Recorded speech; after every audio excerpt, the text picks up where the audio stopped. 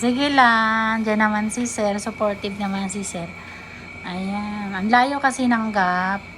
15 years po yung gap ng pagbubuntis ulit ni mami. Ayan. Kaya medyo parang nanganganay si ma'am na manganak ulit. Kasi ito yung second baby ni mami. Sige lang ma'am. Kaya mo yan. Kunting tiis na lang. Maya makakita mo na si baby nyo. Excited na si mami tsaka si sir kasi isang first baby to na babae din sir, no? Naku, kuta na pala si sir tsaka si mami, baby boy tsaka girl na. Okay lang, sige. Susunod after 3 years ulit sir ha. Kailangan boy ulit. Kaya mo yan. Naku, ganyan talaga. Sige po, first baby pala nila ni mami to tsaka ni sir kasi may unang baby si ma'am. Ayan. Kaya ang layo ng gap, 15 years kaya para siyang nanganganay talaga. Ayan. Konting push lang yan, mamaya makakalabas na rin si baby mo. Masakit lang kasi talaga yung labor. Pero pag nalampasan mo na yung labor, hindi na, wala na yung masakit ma'am. Magkahihilain na si baby mo pababa, wala nang sakit yon. Sige lang, no problem kasi may panubigan ka pa naman, tsaka normal naman yung heartbeat ni baby mo, normal din yung vital signs. Ayan, sige lang. So pag may sakit, ano mo lang.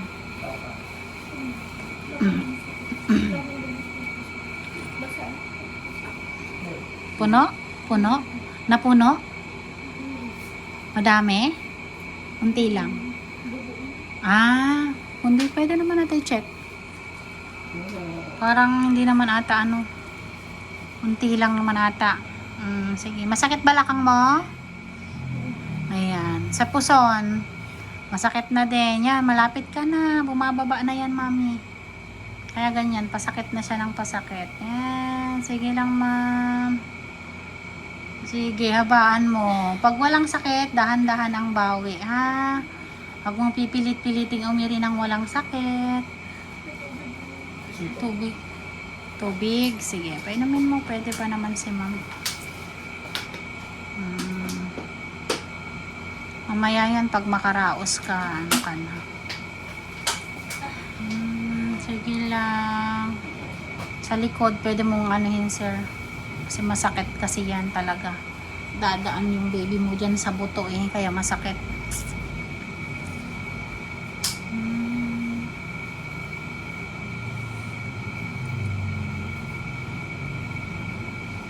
Kaya mo yan. Nagwa pa ka ng lalaki. Oo. Sa pa ulit. Baby boy. O, diba? Baby boy. Baby boy. Girl ngayon boy ulit.